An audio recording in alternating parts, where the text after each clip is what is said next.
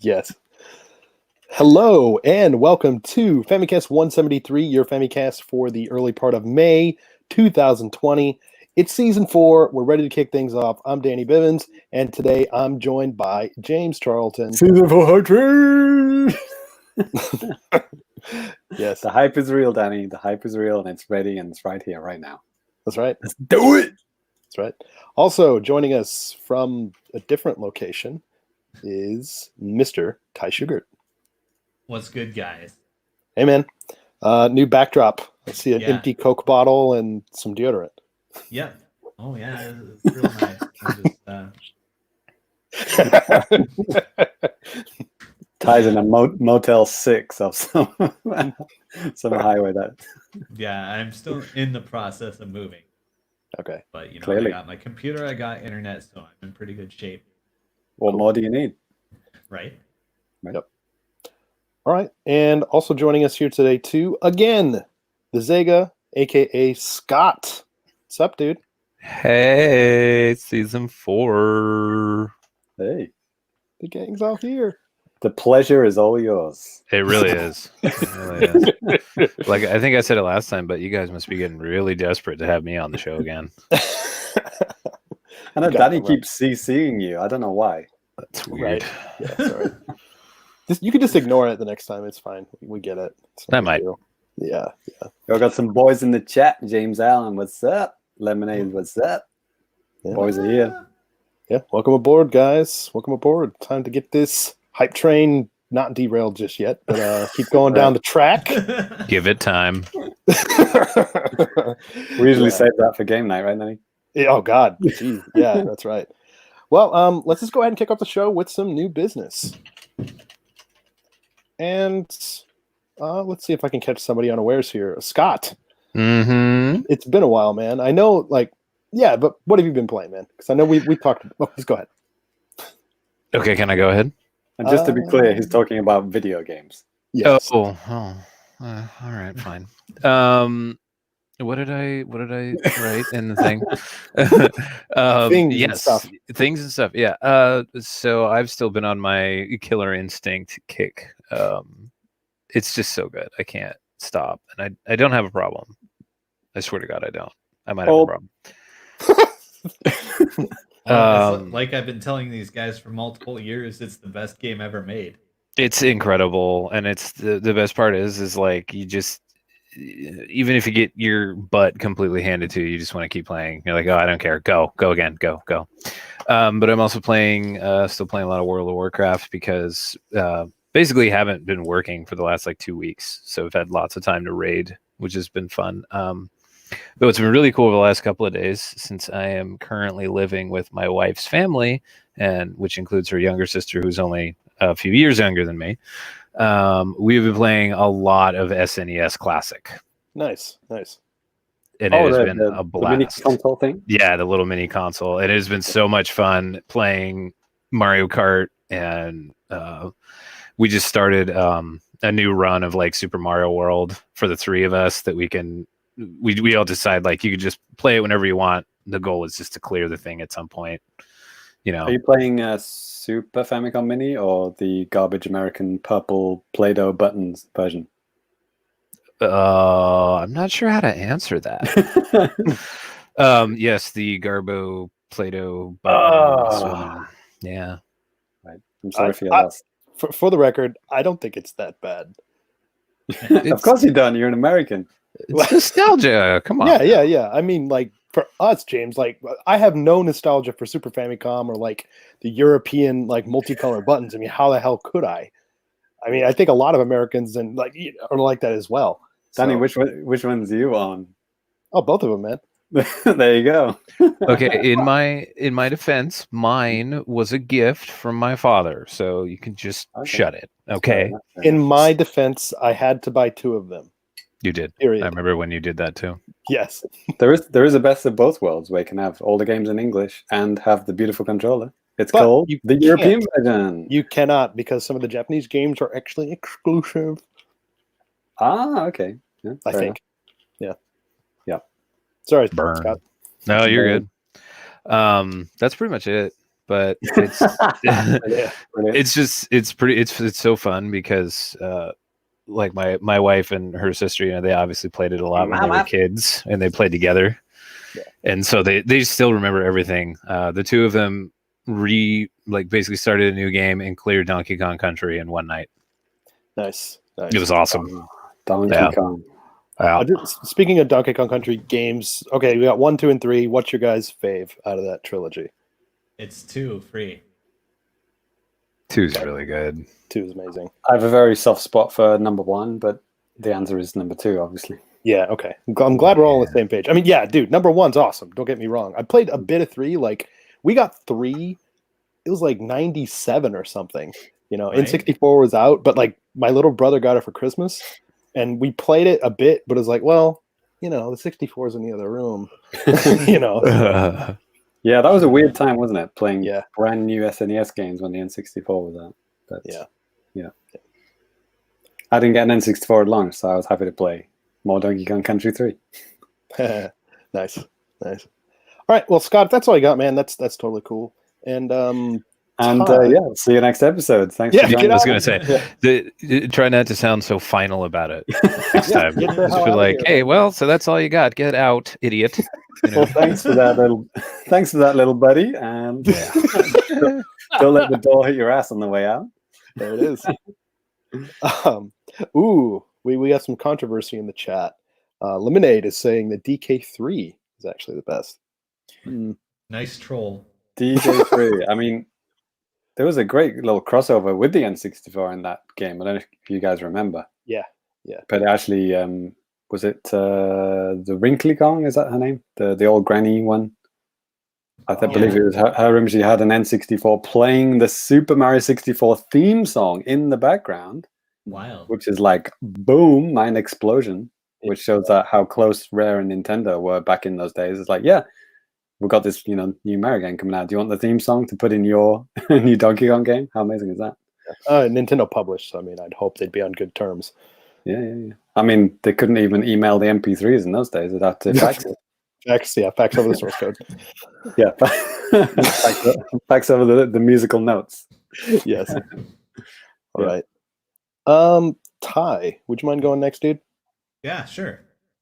So And Ty, if you have like some screenshots you want to share, I mean, feel free to do that. nope. If you don't, it's okay. It's all old. I barely got my stream stuff set up in time to. I don't care. Figure it out. Yeah. So I've been in the process of moving, and for my new job out here in undisclosed prefecture. Yes. It's Chiba. Hey, my backyard. Yeah. Me and James now live pretty close. And Hey, Ty, should we go to the Tokyo Game Show together this year? Yeah, I can't wait to go to like a Tokyo Game Show and Tokyo Disneyland and Comic-Con and all those other fun events. In 2023. You can get a turkey leg at Disneyland. Good shit. You can get a lot of things at Disney. Yeah. Like Corona. Yes. I was going to say, yeah. Right. Stole my joke. So I've been playing Tetris 99 when I can. Just knocking out my dailies. On several occasions, I've just sat down, gotten first place, and then just turned the machine off. I want to. Good Now, I story. wanted just to say something here, and I'm probably going to regret it, but that's fine, just for the sake of an argument or something. Okay. So, Ty, I mean, you're saying that you get number one, and yet you have no video proof. It Give me didn't like happen. 10 seconds. No, No. the game saves statistics. You realize? Yeah, it does. It actually, there's been a really nice update where it keeps your last 10 games, and you can see like each of the places you get, how many knockouts you get, and stuff too, which is pretty cool. Oh yeah, that's cool. Let me check it out. Yeah. So yeah, you can see I'm booting it up, and let's see. He's going to mash it onto the screen, so literally rub it in Danny's face. I am. I'm gonna. No, that's fine. I wanted this. I wanted this.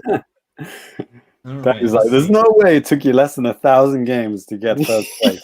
No way, man. No way. No. That's how long it took me, and that's how long it takes everyone. No. So To be total fair, it games did not take me played, 1,000 to get my first one. 138. Let's see. Love it. Yeah, highest place one. Scott, have you wins. played Tetris 99? I have. It's great. What's your best highest score? Don't worry about it. Yeah, I don't know if you 99. can see Yeah. see all these stats here. Total games Ooh. played. 100. Wins. Wins means number one, yeah? Yeah. I think so. Yeah. Yes, it does. Does that say 4? If you Scott or Yeah. Ty, if you press X, I think right there, if you in that Tetris 99 tab, it should show you your last 10 matches and like kind of like your Oh like yeah, the you can see I'm a pretty consistent high scorer. yeah, nice. Very nice. I like your Mario background. How did you get that? Oh, I'm just running the Mario theme. Yeah, Is that there default? no, there are several themes that you can actually purchase by completing those dailies in the game, and like Oh, shit. yeah, you just use those points. Very Yeah, nice. I've gotten a couple. I don't like most of them because they don't have really good contrast between the pieces in the background. Yeah, dude, like there's the Luigi's Mansion 3 one, Yeah. and it's neat, but like it's really hard to see the pieces sometimes. Right. That's the one I've been using. Brilliant. Yeah, I don't like that one. Yeah, so as far as I can tell, the good ones are the default one, and then like the Mario, Zelda, Donkey Kong retro ones. Yeah, those are good. So what do the Yeah. blocks look like, Ty, on the Mario one? Is it like the smashable blocks from Mario? No, they look standard, I think. Yeah. Oh, okay. Yeah, like the first one I actually bought was the Galactic one, I think it's called. Hmm. And the pieces on that are kind of dark, and the background is dark, so I don't like it so much. Yeah, it seems like it's typically kind of like a color, like kind of like a palette shift when it comes to like that. I mean, obviously the Game Boy one, it's like green screen and it's fine, but yeah, almost everything like has some kind of like different color variant or something, and sometimes some kind of like little emblems inside of the pieces or something. Yeah, and the music changes, which is Yeah, also a thing. I like the Mario one. It's a little less stressful than the standard Tetris music. I'm assuming it goes when it's Yeah. like in the last 10 or whatever. Yeah. Cool.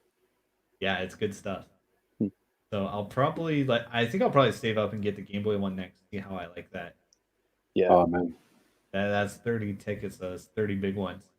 man, it costs that much. Crap. Yeah, wow. Yeah. Danny cheesed it by just playing the event. Well, yeah. I mean, that's at the time, yeah, that's yeah. the only thing you could do. Yeah, I mean, and there's an event notice right now. There's an Animal Crossing coming up. Yeah, So I'm yeah. like, yeah, more Oh. free. Is that in the news, Danny? Or We got Yeah. that in the news. I Spoiler. put it there. I contributed. Yeah, I added you a little bit, but yes. Chris Mm. Blackstone sounded off here in the comments. Said, when you knock out players in the Zelda theme, they turn into ghost headstones. Oh, Yeah, I remember that. That's cool. awesome. that Yeah. rip in rules. peace. Literally. All right. So besides that, not been playing much. Just like when I get a few free minutes. Let's see, I played Necrodancer and Dead by Daylight a little bit. Hmm. There's a I don't know if I should call it an event in Dead by Daylight, but it's one of the tome events they have. It's the third one, and basically what it does is it gives you a bunch of story stuff if you complete these challenges, and that also comes with like a battle pass kind of thing with a lot of cosmetic rewards. And Can't believe a you lot of downloaded points. the Switch version. Yeah, if you play the, yeah. I mean, I'm pretty sure it's in the Switch version as well. What I've seen of the Switch version, I can't really recommend it, but it exists. Right. I mean, maybe they'll do a free weekend. They do free weekends all the time on like all the other platforms. So, Did they give away the game on Game Pass first? Is that how? Or I actually bought it a long time ago when it was on sale, but it when you is say on when you say free weekend, that doesn't mean they're literally giving away a $60 game for free. No, I mean it's like it's a game you play online. It's online only. Yeah. So you get online, whatever. Online is free for that time or whatever to play online. You get to play the game for Yeah, for like a few free days. It's other platforms do it all the time. I shouldn't have to explain this. Yeah, well, I mean, to be fair, James hasn't played anything non-Nintendo for like the past 2 decades. So Jesus Christ, what a weirdo! No, but when you say free weekend, it just what the game Gold is free. Games for what do you call it? Xbox Live is free. That kind of thing. No. I mean, like it's a lot like if you have Xbox Live Gold, there's a free weekend. But I mean, there's also free weekends on PC. Like there's free weekends on Steam. There'll be free weekends on PSN. But if you're paying for a year of Xbox Live, it doesn't really make a jot of difference to you, right? It's not about that. It's about the game. Yeah, the game is free. Yeah. Okay. For a limited window. Very nice. Not on Switch.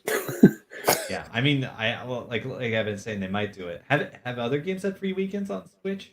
Well, I mean, like Nintendo published games, like Splatoon, like the trials and stuff like that. We're going to talk about that a little bit more, but yeah, I mean, I guess they could do a game trial of that, but I don't think Nintendo would choose that game. They might not have that infrastructure set up. Yeah, like we said, it could just be something that they would have to like run through Nintendo, and it has to be kind of Nintendo approved. And yeah, I don't know. Like James just said, I don't know if that's the kind of game that they'd want to. Hey kids, Dead by Daylight's your game, free game for this week. Yeah. No, I've also been hearing rumblings of crossplay as a possibility for that game. So maybe keep your ears open for that. Mm-hmm. Mm-hmm. Very nice. I mean, I would love to beat up some Switch scrubs. Let me tell you. Yes. Yeah. We have old Ricky Jones in the chat right now. He's reminding us that I got Captain Toad Treasure Hunter wrong. Was free for a week on the Switch. Treasure Tracker. I'm just kidding, Ricky. But you're a nerd. God, you're a nerd. Oh, okay, I get you. Yeah. No, but Monster Hunter mixed up. More on Ricky later. Yes. Hey. Cool. Well, Ty, I know you're kind of like getting your stuff set up and everything, but did you play anything else, man? Is that pretty much it, dude? That's pretty much it.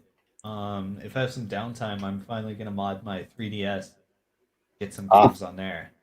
Okay. That's right. I'm going to commit crime. I literally thought you'd already done that. No, it's like something I've been putting off for like 2 years or something. Okay. All right. Good luck to you. Yeah. Thanks. Yes. All right. Well, I'll go ahead and go next with new business. I have one game that I have been playing. I'm going to get some for the video viewers. I'm going to get some screenshots up here in just a second. But this is something that got a lot of hype at basically about a month ago, honestly. And I finally picked. Yeah, it kind of. I picked it up and I've been really kind of having a decent time with it so far, and that is Final Fantasy VII Remake on PlayStation 4. They made you might have heard this one. Wow, it's great. Yeah. Is that cooking game? I think so. It's the one that had the controversy on the eShop. Right. No. it mines bitcoins. Yes. No, but I mean, out of all of us here, who's played the original Final Fantasy VII? Nope. Yep. Okay. So James, like, not even. No, James, you played 8, right? On PC. Correct. Okay. Weird, but okay. Yes. I mean, I played 7 on it. That was also weird. That was a weird experience because that game came in an embossed trapezoid box. And that must have been really expensive to print. Yeah, probably. I've said it before on the podcast, but I only got 8 because it came free with my graphics card. Yeah, sure. Tale of many a PC gamer. Yeah. I mean, obviously, if any of you guys out there know me, and if you've been paying attention to the YouTube channel, obviously there's been a buttload of baseball stuff going up. Hence why I'm wearing a baseball shirt today. But actually, if you're new and you're listening to the podcast for the first time, you're thinking like, well, where's the baseball? It's like, well, I think I'm the only one that gives a crap about baseball. So it's usually not. You got to play that PC Engine baseball game. And I know, man. I know. Yeah. More on that maybe later. He's not going to play it. I want to. If there's an I'm easy gonna way to play it. there's an easy way to do it, I will. But anyways, back to Final Fantasy VII Remake. I mean, this is something that, I mean, I know a lot of Final Fantasy nerds have been kind of looking forward to for years. I mean, this was kind of like rumored back since like the PlayStation 3 era, before that and stuff. You know, everyone's always been kind of talking about getting a remake of Final Fantasy VII, and in the year of our Lord 2020, here we are. It's a thing that actually really exists. And one of the biggest things for me that was just kind of just different is because I've been playing Switch games almost like exclusively for like the past year and a half. So like I kind of forgot how good games can actually look on like modern platforms. So, and I mean, yeah, with like the detail and stuff like that, everything is just so freaking amazing. A lot of attention to detail, a lot of attention to little tiny things, even just like in the different areas, on the clothing, on the weapons and stuff like that too. You thought RBI baseball was detailed, but Yeah. get a load of this. I didn't, but okay, yes. Yeah, so I mean, I'm not that far into the game, to be honest with you guys. I'm probably only about like 4 hours in or something at this point. But I think I've got like a decent grip on kind of like what the battle system is, and you know, just like stuff like that. And then you know, obviously just going through story beats and stuff like that. With the game being based in Midgar, I'm curious to see how they're gonna play this out. I've been pretty good about avoiding spoilers and stuff about this too. I mean, obviously, I played through the original game, you know, years ago, so I know how it's going to end here. But like, I'm kind of interested just to see like what the take is on like this kind of expanded version of this. I'm looking forward to getting into that. I think everyone knows the spoilers just from the memes. I mean, I know who dies and what happens, and I've never played the game. Right. Yeah. But like, in terms of like combat and stuff, I really enjoy it. I mean, I'm a fan of RPGs just in general, and I mean, with the, you know, active time battle system or whatever the heck you want to call it that was used back in the day. I mean, it was fun. I loved the materia system and stuff. That was great. I like what they've done here to kind of like modernize it and like, you know, basically bring it to make it be like more action oriented and stuff like that. It gives you a feeling that you just have more control over what's going on with your characters, which is nice. And you know, obviously, if you have more people in your party too, maybe not obviously, but you can all switch between your characters and stuff. And you know, obviously, the first two characters that you have to be able to that you're able to control are Barrett and Cloud. And you know, with Barrett having a gun literally attached to his arm, you know, there are some situations where using him is going to be a lot more beneficial than using Cloud, who's, you know, just basically just melee only. So. Yeah, it's kind of trying to find a balance with that, with some of the enemies that you're fighting and stuff. That was pretty fun.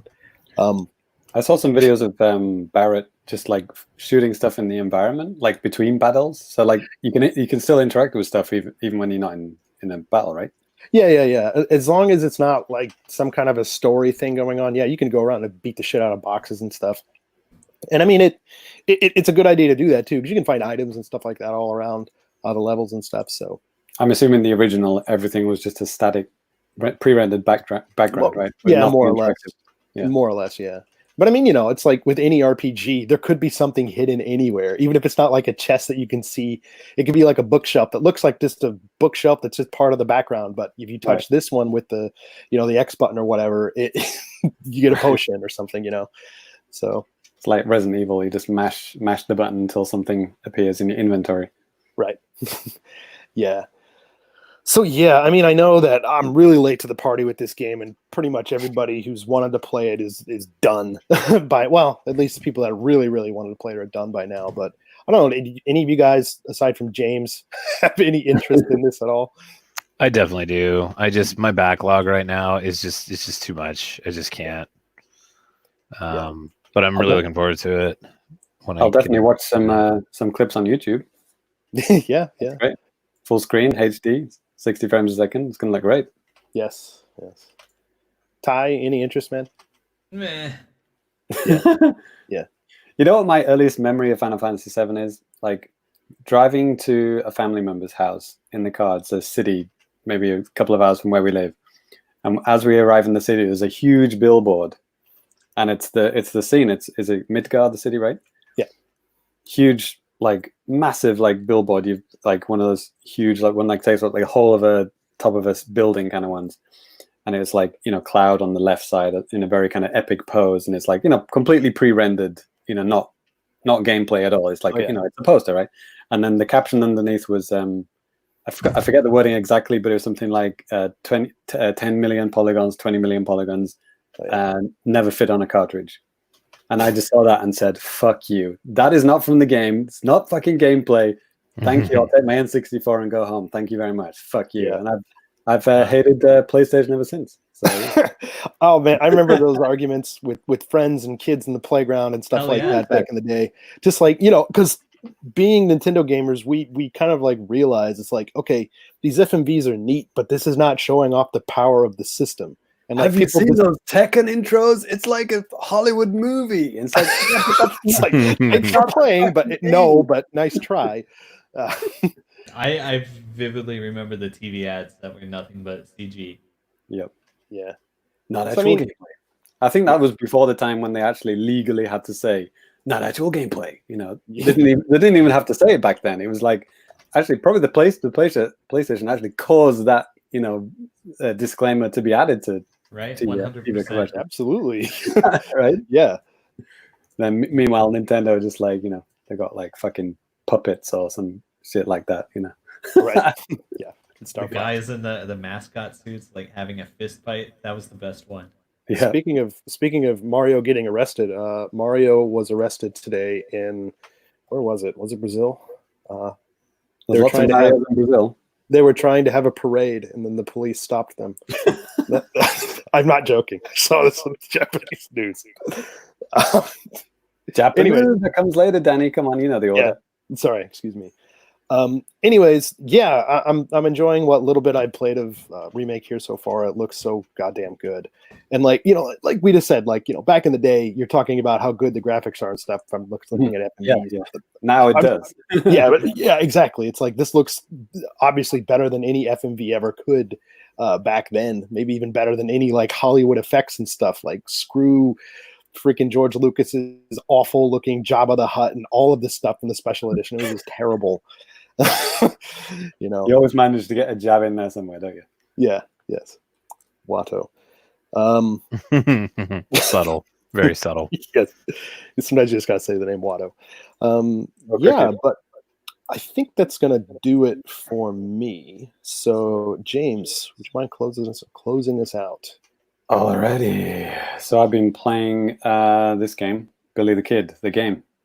No, it's called Call of Juarez, which is a first-person shooter for the Nintendo Switch, and it is actually very, what do you call it? Stylistic. It's like cell shaded in a way, not quite fully cell shaded, but it has a kind of certain kind of black line, to the effects, but it's not like a full-on cell shaded game. It looks semi-realistic. But maybe they're going for the kind of like comic book or visual novel kind of look. I'm getting that vibe looking at it. Yeah, I don't know. Probably the video is going to be a little bit stuttery on the YouTube thing, but it plays really well. It's very smooth. I think it feels like 60 frames a second. It's like it's got good controls, and it does have some motion controls, but the motion controls only kick in when you actually press the trigger and you go aim down the sights kind of thing. Then it goes to motion control. Otherwise, you're just using the sticks. But it works pretty well. It's like classic, GoldenEye or Perfect Dark. You hold down the trigger. Then you can move around, that kind of thing. But yeah, it's really good. It's a Western theme. I don't think I mentioned that. You basically are like a cowboy game, and the presentation is really good. Actually, it's basically you are a guy telling a story about his life. So you've got the narrator is the guy that you're playing, and he's telling some people back in a bar that you see at the beginning of the game. Is like, let me tell you the time when I met Billy the Kid, and then you'll actually do that. But he's also narrating throughout it. It's like he'll describing things that are happening.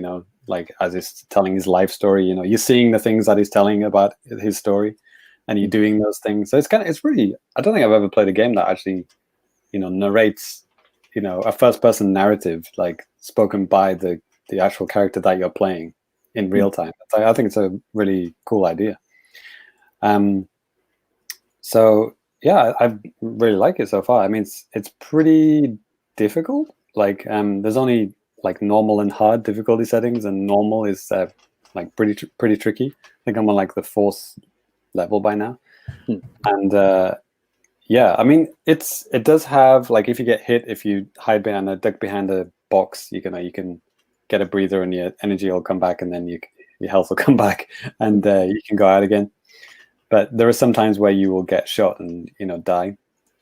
So if you look in the top left, there's like a bar that fills up, and if you hit R, then it kind of goes. All the enemies get highlighted in red, Okay. and it kind of goes into bullet time, and you can just like boom, boom, boom, take people out really quickly. The one on the right, like the skull icon, that recharges, but like if somebody fires at you from a distance, like you can see the bullet coming towards you, the guy will actually dodge out the way. Like slow motion type of thing, or yeah, it'll just like go, just like Neo in the Matrix kind of thing, right? Which is pretty cool. But if that skull is not charged, then that will just hit you straight in the head, dead. So you have to make sure that if you're going into like a dangerous situation, make sure your skull meter is full. Otherwise, you could get taken out pretty quick. There are times when there's like a lot of enemies on screen at once, and you're taking them all out, and they do take cover. They do hide behind cover. They use cover. They'll shoot you and then go back behind cover and reload and stuff like that. So you have to time your shots, and you have to do the same thing. You have to hide behind cover and shoot them when they come out. But it's pretty satisfying. And sometimes the head is kind of just above the crate, so you can take them out even when they're hiding. That's pretty satisfying. Yeah, sick man. Oh, there it is. This is the kind of the bullet time mode. You can see that kind of highlighted in a kind of cool, I don't know, sketchbook or comic book style effect. So they really highlight. There are some areas which are really dark actually, and this kind of helps. Like there's a level that I just finished where you're going through these mines, and it's like really dark. I had to turn up the brightness on the game and the TV, and I still couldn't see shit. It's like, so yeah, that was pretty cool actually. It's actually an active mine, and they're blowing stuff up with dynamite. So there are like boxes of dynamite everywhere. So there's like guys like jumping in front of boxes of dynamite, and if you shoot them, you're just gonna explode the whole mine and die. Wow. So you have to like really time your shot. It's like wait for him to like stand in front of a post and take him out. That kind of thing. So like destructible environments and stuff. Well, that would in that situation it was like the whole thing, the whole place just exploded. Not just like okay, I got game over. But actually no, you're right though. There is destructible scenery.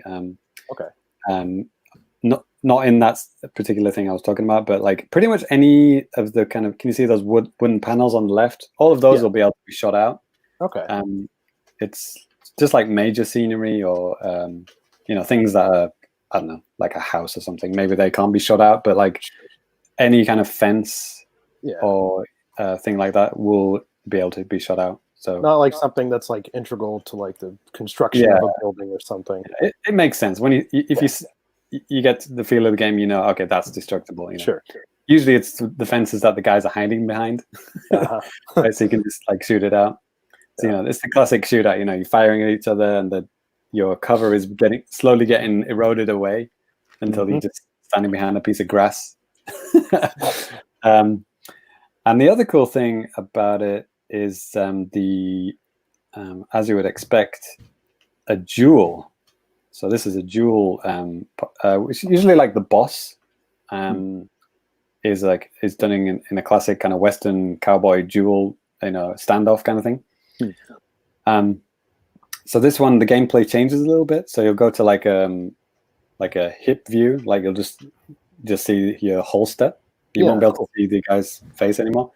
So you got the holster, and with the right stick, you're aiming at the guy that you're trying to kill, and it's really sensitive. So like you have to really kind of finely adjust it.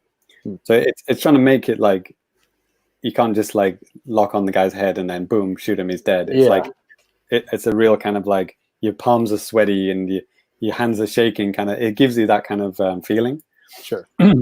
And your left stick actually moves your hand closer to your gun, so you can actually put your hand nearer to your gun, so you'll be able to draw faster. And then you just hit ZR and then ZR again. ZR brings up like a target, and then ZR again, shoots. Okay. So it's like you're aiming, and then it's bam bam, and then he'll fire and whip out his gun and kill him. But you can only do it if you want an honorable score, which you get like scores at the end of the level. If you want an honorable score, you have to wait for him to draw first. And obviously that's a little bit harder because you could just walk straight up, aim at him, and shoot him in the face. But then you'll get a dishonorable score.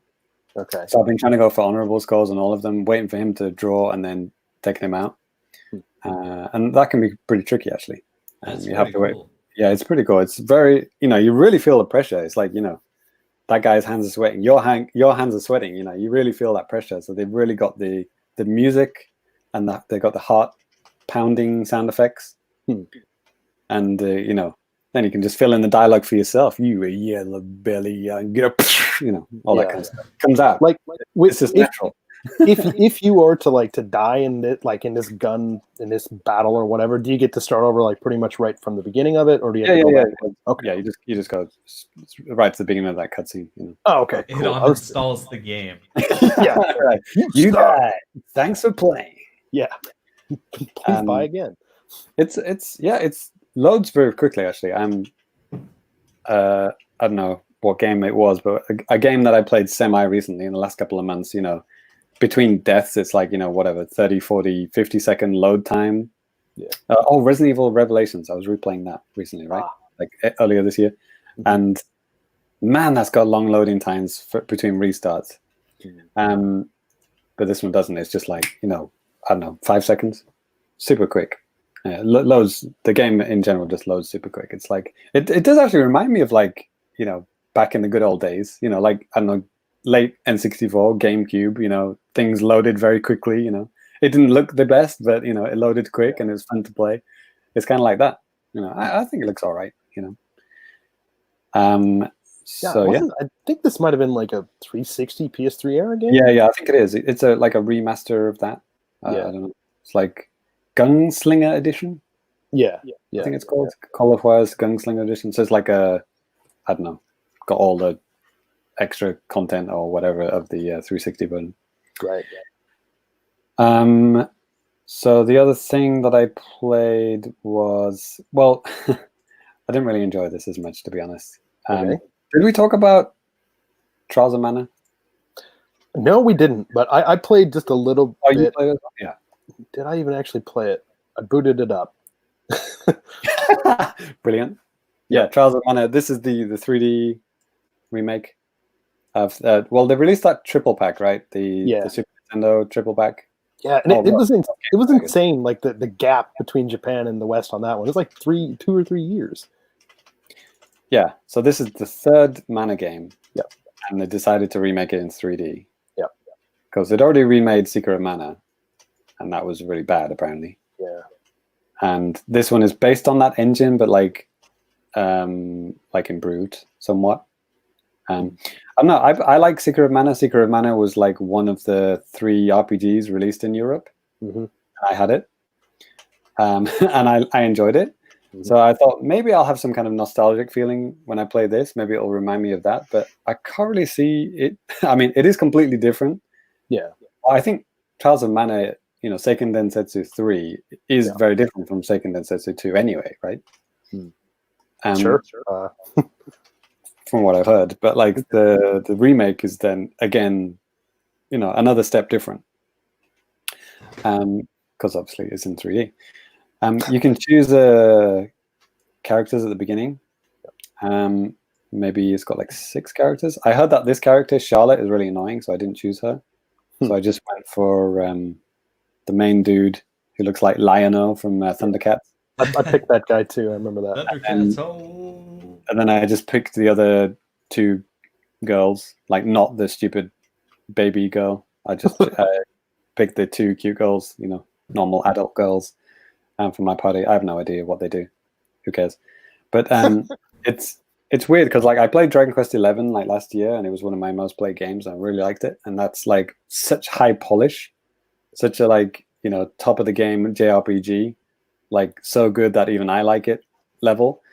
But this is like, yeah, this is why I don't like JRPGs. Kind of, it's just it doesn't look very good. It looks like a really poorly made version of a Dragon Quest game or something. It's like it's kind of going for that look, but it's like it just kind of doesn't look very good, as you can see from this this shot here.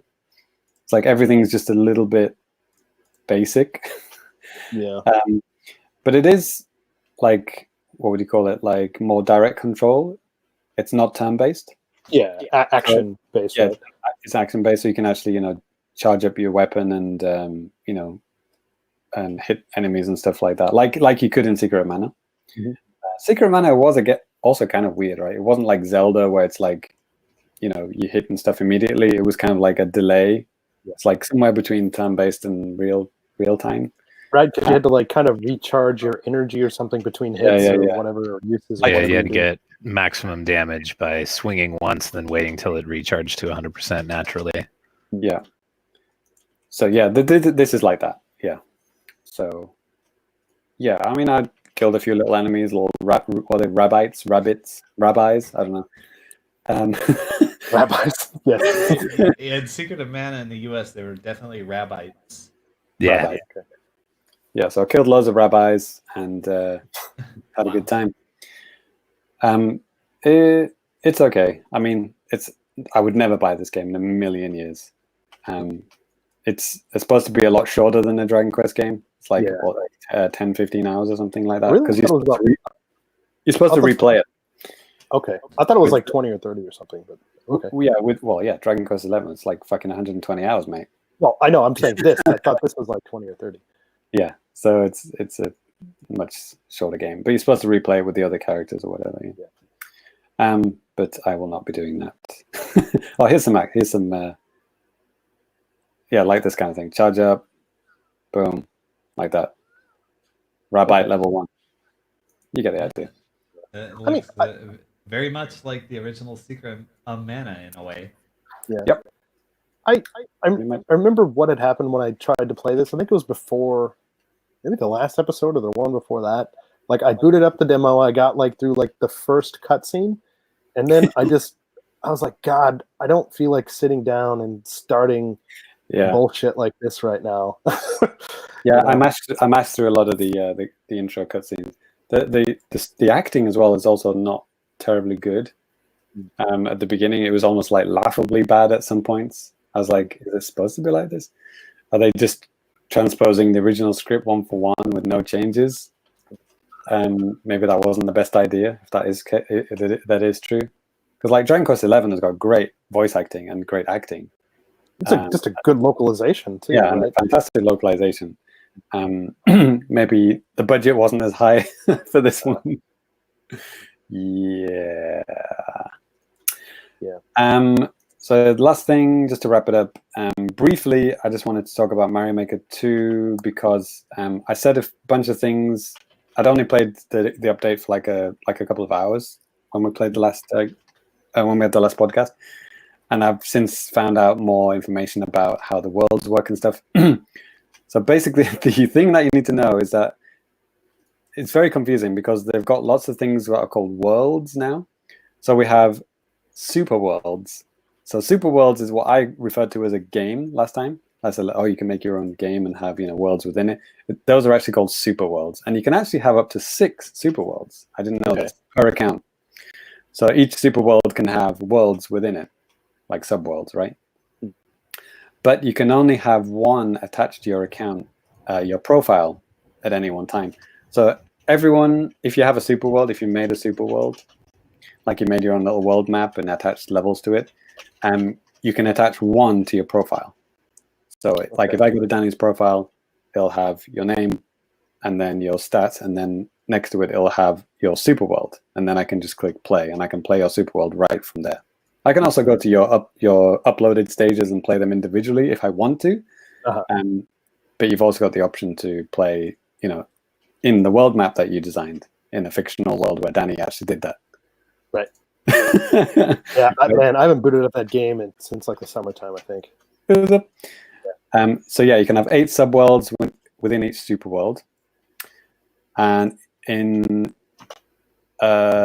each subworld you can have up to 5 courses, including the end castle. So you can have a total of 40 courses per world. You can have 3 mini games and a pair of warp pipes, and then yeah, like I said, 6 superworlds can be saved locally. So, another cool thing is that you can quit and go back to any superworld you want at any time. So Okay. you can start as many as you want. Like I could, play Danny's, get to like, stage 2 and then quit, and start ties, start playing, quit, whatever, and go back at any time, as many. I don't actually know the limit for that. I haven't reached the limit so far. I've started a whole bunch of superworlds and quit and then continued later. That's pretty cool. Yeah. And what else was I going to say? Oh yeah, in your profile you can see like a little balloon icon. If you click that, it'll give you a list of all the superworlds that you've started. So it's like a massive kind of like list of the save games that you have, basically. Okay. So it's pretty cool, yeah. So whatever, super blank world, like I was saying in the last episode. Right. Yeah, there's a whole bunch of good ones that have come out. Like there are some people, if you follow some certain people who do really good work, they've actually put them into a themed superworld. And there's a couple, not a couple, there are many people who have dedicated their lives to recreating other Mario games. Wow. So there's one guy who's recreated the whole of Super Mario Brothers, New Super Mario Brothers DS, and he's created a superworld to kind of fit those in. Huh. So you can basically just have New Super Mario Bros. DS, for free inside Super Mario Maker 2. It's all there. Somebody's, I don't think he's finished it yet, but I follow a guy who's started making Super Mario Brothers 2 USA. Nice. I think he's about maybe five levels in. I think that's going to take him a lot longer, Yeah. because the tile set isn't there. You have to kind of approximate a lot of stuff, but Exactly. But with the music and everything, and you can really get that feeling of the worst Mario game. You can recreate that feeling, and it changes all the other effects as well. So like when you go to a boss, it'll have the Super Mario Brothers 2 boss music. Oh, cool. The Birdo music or whatever. Yeah. That's in there, and and the whatever, all the other effects that are associated with it, they do that.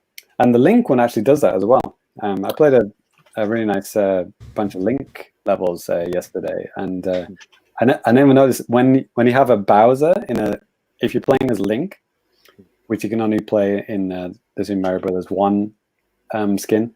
Yeah. If you're fighting Bowser, when you hit Bowser with the sword, he makes the sound effect of like NES Zelda when you hit the boss. That kind of sound effect. It's amazing. Little details like that I didn't notice. So and when you complete a stage with Link, it has the Zelda kind of music, and New Super Mario Brothers 2, it's got all of those as well. There's so many little kind of extras that they threw in there, without telling anyone. It's just like, wow, they've really thought of every little detail for all those extra skins. Very cool. So yeah, that's what I've been playing. Oh, and I made another couple of stages. So yeah, follow me on Super Mario Maker 2. Play my new stages. It's good times. Good. Alrighty. Well, I think that's going to go ahead and do it for the new business. So next, we're going to go ahead and move on to a little bit of now playing at thefamicast.com. And James, More than a little bit, mate. Yeah, this is actually We've got an epic one today. Season 400. Yeah. So yeah, it's season 4. This is the first episode of season 4 of our Patreon. So wow, we've been doing this for coming on 4 years now, right? Yeah. Well, this is the 4th year we've been doing the Patreon, which is amazing. Yeah, and also the 4th year of us just being out on our own too. So yeah, that comes hand in hand, doesn't it? Yep. So yeah, we've rejigged our tiers, we've rejigged our rewards, reward. Tier rewards. And this is what we got. We'll just go like brief version for now, right? Yeah. Me and Danny made a video which we put on YouTube, right? Kind of detailing tiers 1 to 6. But we'll just do the brief version now.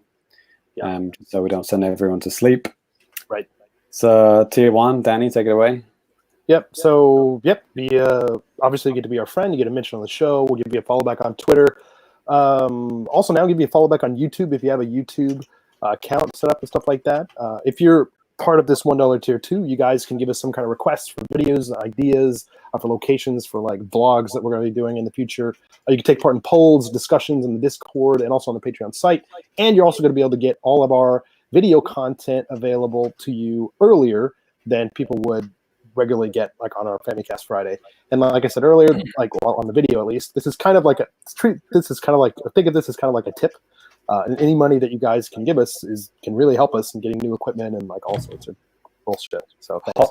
Hot news off the press, Danny. We actually got a $1 Patreon literally maybe 30 minutes ago. Ty, I think that's your cue. Oh, thanks for the money. Ollie, friend of the show, he joined our tier 1, so he's gonna get in on Discord. I don't think he's been on Discord before. He should get in there, and he can drop us suggestions and all that kind of stuff. Help shape the future of the show. Even at $1, you can still still do a lot. It's a good time. Yeah. And Danny, do you remember the fun story of how we met Ollie? Oh yeah, dude. Me and that was great. James and I were just like talking back and forth at a TGS. What was that 18, 17, 16? Jeez, for that, yeah. This was a long time ago. But me and James were just at TGS. We're in the merch section, and all of a sudden, what was it? How did that actually transpire? Like Ollie came up to us, like right or well. I don't know. I can't remember exactly what I said to you, but I said something like you're pretty disparaging towards Danny. Like, you're an idiot. Why are you buying that? Or something like that. And then I heard this voice like, excuse me, are you guys from the Famicast? Yeah. I just love that he knew that it was us from me, swearing at Danny. Yeah. That was good times. Yeah. So anyway, Ollie, welcome. Thank you for joining. So yeah, tier 2. Tier 2 is actually our most popular tier because tier 2 gets you all the Patreon exclusive podcasts. And we will be having our 57th Patreon exclusive podcast this month, which is Life in Japan, episode 7, which is quite exciting. So we actually do have a brand new tier 2 Patreon is in the chat right now. Friend of the show, he is real friend of the show right now, is Ricky Jones. Ricky. So I guess we have to thank Scott for bringing Ricky in to the family. You're welcome. So Ricky, thanks so much for joining, man. You have got a hefty task ahead of you. 56. You got to listen to 56 episodes before the next one comes out next week.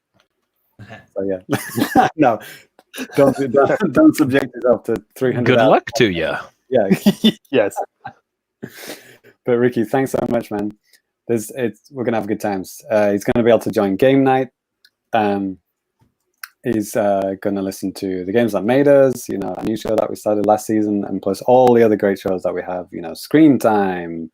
We've got Armchair Developers Club with Ty and Champion Edition with Ty. We've got so many good podcasts, and we're gonna have a good time.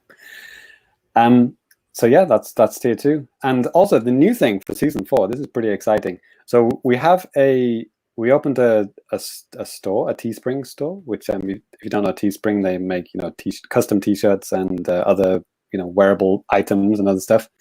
So we got we've got some sweatshirts, we've got some T-shirts, we've got a cap, and for this tier 2, if you buy anything from that store, we'll actually customize it for you in any way.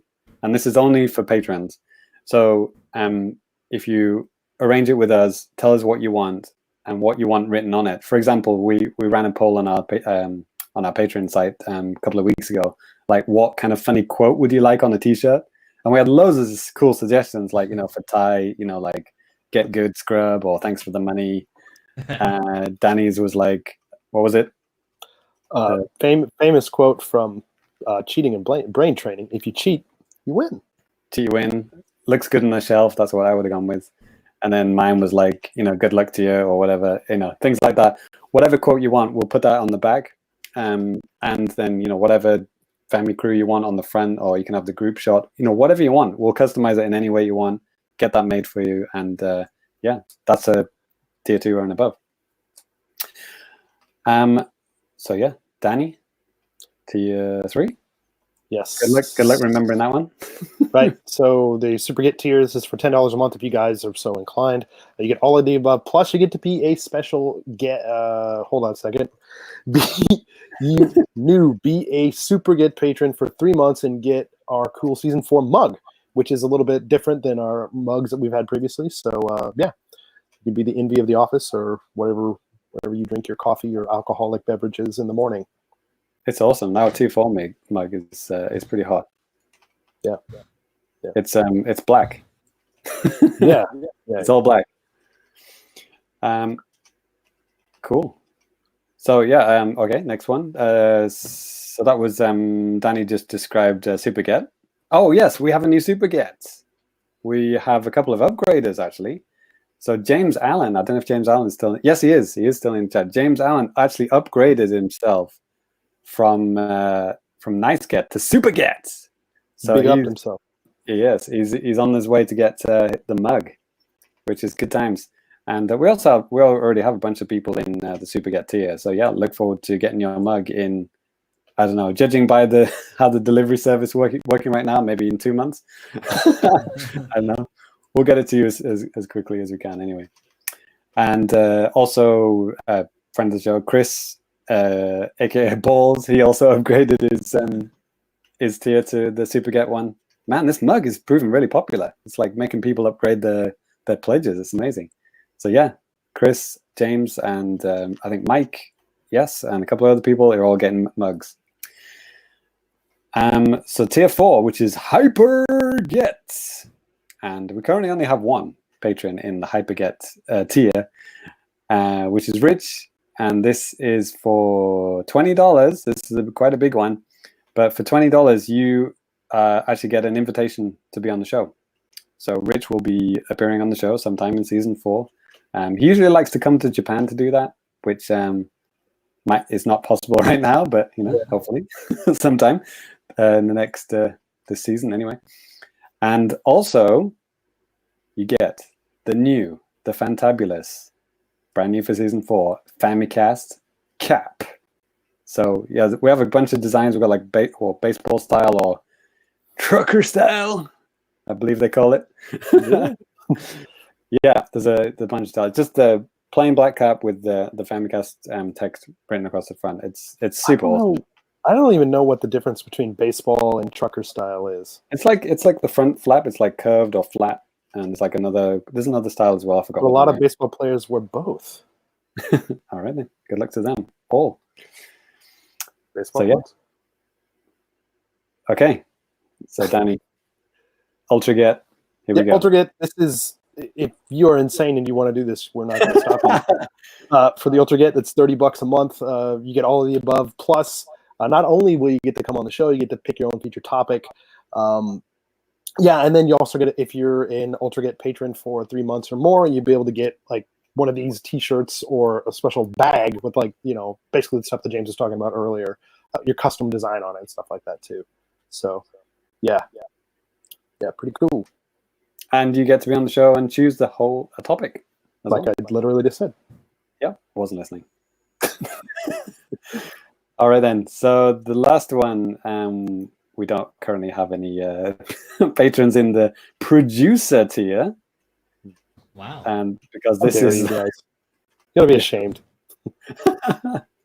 This is 50 bones, isn't it? The top tier. Holy crap! But we've made it pretty special. We have a, what do you call this? A sweatshirt, a hoodie. A hoodie. Yep. With the Famicast logo on the front, and your choice of quote on the back, which is pretty awesome. I mean, I know it's getting hot pretty much now, but any Australians out there that want to join, come on, it's winter coming up soon, so get yourself a nice Famicast sweatshirt for 50 pounds. And you'll also get an invitation on the show. Of course. But not only that, you will be able to design your very own Famicast branded podcast. So you can make a Famicast blank. So for the last season, Rich was in the producer tier. He made Fami Smash, which was our Super Smash Brothers branded podcast, which was awesome. We did two episodes of that last season. And so you can make whatever show you want. If it's what was the suggestions that I heard in Discord earlier today? Podcast dedicated to charts. Yes. Just an hour and a half of charts. Just a chart just sitting there. Yeah. Like either it could be audio or visual. I mean, it's enhanced podcast, so it wouldn't even matter. Exactly. So there it is. So those are the new tiers. Check out patreon.com/the Famicast. We've got on our Twitter, we've got the pinned tweet if you just want to watch the video version. Check us out. But on top of all that stuff, we've also been doing stuff for YouTube. Danny, go ahead. Yes. Talk about your balls. So, my God, you probably notice a real influx of baseball stuff. Well, that's because I've put in over 110 hours into RBI Baseball 20 because I think I've lost my goddamn mind. Wow. I even went as far as to, because the game didn't do this, I was like, man, I'm going to go to the playoffs. I need to edit some playoff logos and put 2020 on there and add them into the video versions of the game. So if you want to relive the 2020 season that might never happen and see what would happen with Chicago Cubs, I got you guys covered. So you can check that out. But anyways, you probably don't care about that. And if you do, great. But some other stuff that I was working on too, like last week I put up a new Assassin's Creed Odyssey video from the Switch, kind of like giving an update on kind of like what's going on with the game and the Switch version and stuff. And also like, you know, obviously since it's a cloud game, eventually the services is going to be dead. So like this is my way, the only way really to kind of preserve the game in this form. Doing what I can, I guess, whatever that means. I forget, Danny, if I'm living in America, can I play this game? You know, you might want to just give it a shot. Yeah, getting questions like that still. Every week. I saw somebody on YouTube play it, and they're in North America. Well, I don't know what to tell you, man. Yeah, I did a couple of other videos too, like over the past couple of weeks. I did one about N64 box art and kind of like comparing Japanese box art to North American box art. If you have any interest in Japanese stuff like that, you should definitely check it out. There's really cool Japanese exclusive N64 box art out there. And for this week, if you're a patron, you can actually watch this video already. But if you're not, you got to wait until Friday, the day that this is released in audio version. But I did a special video talking about Disney Deluxe, the Disney streaming service with rentals. Because who doesn't want to pay more money on top of a monthly service that they're already paying for? But I tell you all about that.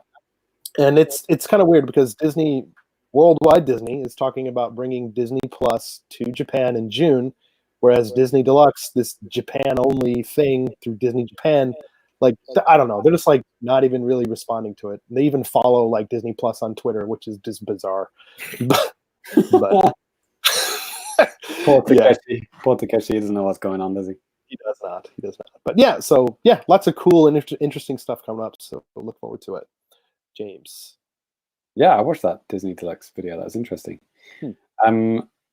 So yeah, the Call of Juarez, the game that I just talked about. There's some gameplay video of that, so check it out if you want to see it in action in more than the 3 frames a second that you had on the live show right now. And the other thing is, well, I already mentioned it, and Life in Japan, episode 7. It's a pretty special one, actually, because I'm going to have not 1, not 2, but 3 special guests, the most we've ever had on any patron-exclusive podcast, maybe on any podcast ever. Wow. So it's me, and Danny's not there. Nope. Ty's not there. It's 2 pluses. It's Scott. Scott's going to be there. I am. And I got J-Dubs, and I got my boy Reggie. Oh, nice. All dialing in from their, respective home offices, locked down. So yeah, we're going to have a lockdown special Life in Japan. It's not about the lockdown. It's nothing about that. We will not talk about the lockdown because, people don't listen to podcasts to, listen to podcasts to hear about that. We listen to podcasts to escape from that. So yeah, we're going to talk about leaving Japan. Why do people leave Japan? And yeah, we've got lots of patron submitted questions, which is something you can do even if you're a $1 patron, you can submit questions, you can do all that kind of stuff. And yeah, it's bound to be good times. Looking forward to it. Double Scott. Yeah. That's right. And Sorry. Shaken, not stirred. Reggie, it will always be a downloadable character only. I don't think he'll ever be on the regular show because he knows nothing about video games, but he does know a lot about Japan, and he knows a lot about dating in Japan. So that's why we have him on. So there it is. Life in Japan, episode 7. Come and see him. Cool. Alrighty. Well, I think that's going to do it for Now Playing at Famicast.com. A little bit of a long one, but lots of stuff to go over. James, I think you know what time it is. JAPANews. That's right, everyone. It's time for the JAPANews. This is the time of the show. We're going to tell you about everything that's going on in the world of gaming in Japan and Nintendo and some things that aren't Nintendo too. But so we're just going to go ahead and kick this off. And let's Ty. Can you actually see the agenda today? Yes. Okay. It's like last time I kept like saying, "Hey, Ty, go ahead and do this." And you're like, "Dude, I can't even see the agenda, you moron." It's like, "Oh yeah." All right. Anyways, He was joining from his Garake last time. I know. I'm sorry. All right. So in the news, Daze, new game trial coming to Switch in Japan for Celeste. Ooh. Noted good game. Yeah.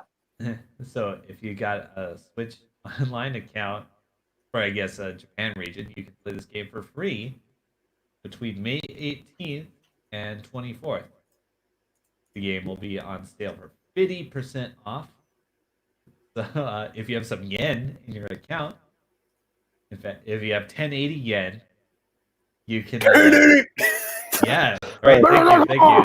That was the prompt. You can pick it up for cheap. Man.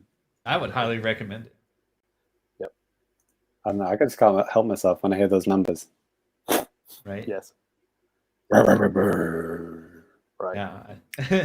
But if you use the bailout safety modes, you're a coward. So the this is the first game, Nintendo Game Pass, whatever we call it, game trials. This is the first one where I won't be playing because I already have Celeste. So, but if you haven't played it, then yeah, you should definitely play it. I mean, we have a video on our YouTube channel how to play these games, even if you don't have a Japanese Nintendo Switch Online. Yep. So yeah, if you don't and you want to play Celeste, then yeah, check that video out, and we'll hook you up. And if you can't find it on our YouTube, go ahead and check out the Famicast at Twitter. I just tweeted about that not too long ago. So, and I changed the title and stuff in the video so that you'll be able to see everything that you need to see. So, all right, yeah, we usually change it to play, insert the game here for free. Right. I forgot. Oh, the last one was a good one, wasn't it? It was Dead Cells. Dead Cells. Yeah, I had a good. That's 10 a great days of game. Big fan of that one. Like it. I downloaded it. Good time. I'm proud of you. Thank you. Never played it. Did not. All right then. Next. Is it me? Yes, it's you, man. Man, fail. Absolute fail. I even put it in my calendar. Really? I put it in my calendar so I could remind you guys to play with me, and that was Ninjala. The beta test was going to be, I think it was going to be like 8 p.m. or something on a Friday, and I thought, man, we can do that. I'll be able to stream it, have a good time. Nope, totally forgot. And apparently, I had some bad things about the beta test, like oh no, it's not a beta test. It's what do you call it? A stress test, an online stress test, right? Server test, and lots of like disconnections, or people just couldn't find matches and stuff. Yeah. So maybe we wouldn't have been able to play, or been able to play like one game in that hour. So yeah, because like Cyrus was saying that like he couldn't even get in, and then when he got in, like everything was just down, like almost immediately afterwards or something. Yeah. So I downloaded the client and then never played it, so deleted it. But then I remembered it comes out pretty soon. Well, does it? Oh, it doesn't.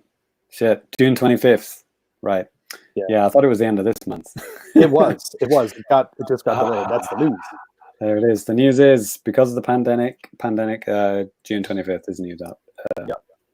So there you go, Matt. I think that's When's the first game night? Is it? Maybe it might actually time it really well for the next game night. So we might be able to play that. Like something to look forward to, patrons. Right. We'll play some, free-to-play online multiplayer games are absolutely perfect for game night because you don't have to worry about one guy not having the game. we can just all play it. So yeah. But actually, something that James brought up. This isn't in the agenda, but James actually brought this up on Twitter. If you have any slight interest in basketball and you have a Japanese Nintendo account, you should check it out. NBA 2K20 is actually on sale right there for like 375 yen. Yeah, that's crazy. I couldn't believe it. I was actually searching for today's garbage. I was rifling through the garbage, as I'm known to do. Right. And I was like, why is there a 8,000 yen game in the garbage bag? And there it was. What was it, for like less than $4, I guess? Yeah. Well, last year I totally forgot about this. Somebody kind of responded to a tweet of mine, but like last year they did the same type of a deal with 2K19 in North America and stuff. And like the deal was they put a lot of like weird ads and stuff in the game, like in between. Okay. Sometimes like I don't even remember exactly how it worked, but it was you can kind have of it annoying, free, but at a cost. It's kind of annoying, but whatever. But anyway, I'm looking forward to Ninjala. Playing with you guys. Yeah. Having a good time with Ninjala whenever it comes out. What is it? June 25th. Mm-hmm. Yep. Next. Scott, would you mind taking this next one about Dragon Quest? Yeah, sure. Let me find it here. Okay, here we go. So on May 14th, we're getting a updated version of Dragon Quest X Online. Yeah. Gonna give it to you. Yes. Yeah. That's the second time I've heard that joke made today, but in a different place. So it includes the base game and all the extra story beats, expansions dubbed the all-in-one version, and that have been added up to this point. So Dragon Quest X originally launched on the Wii and has also seen releases on Wii U, 3DS, the cloud version, mobile, PC in China too, and PS4. So that's kind of fun. Yeah. So I thought this was relevant, and the weird thing is that like Nintendo hasn't updated the product page, so I'm wondering if this isn't even going to happen. But anyway, strong connection to the birth of the Famicast. I mean, Matt Walker, God bless him, he played him and his wife, or both of them played this game. Yeah, I always remember the weird USB key that you had to stick in the back of your Wii because the Wii doesn't have a hard drive. Oh yeah, actually, I have like the Wii beta version of the game that came with the key and stuff too. Nice. Actually, it was like a 200 megabyte USB stick or something like that. It's like 16 gigs actually. But, oh wow, okay. Yeah. Because you needed like a lot of space for that. Yeah. But anyways, I'll go ahead and take this next one. So obviously, I think a lot of you guys out there know by now, but there's a new Animal Crossing event that's going to be happening in Tetris 99. And this is actually going to be starting on Friday, May 15th, and it's going to run until Tuesday, May 19th. Basically, kind of like what it was before. If you get 100 points here in the game, you'll be able to get like the Animal Crossing theme here. So, if any of you guys gonna be playing this? Never heard of it. Okay. No, but thanks for asking. Yes. I'm gonna get it. I'm gonna get that thing in like 40 seconds. Yeah.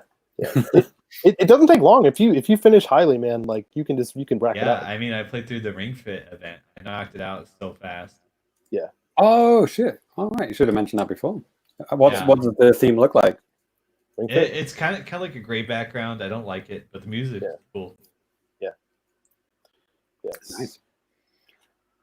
Right, can you play with the Tetris with your Pilates ring?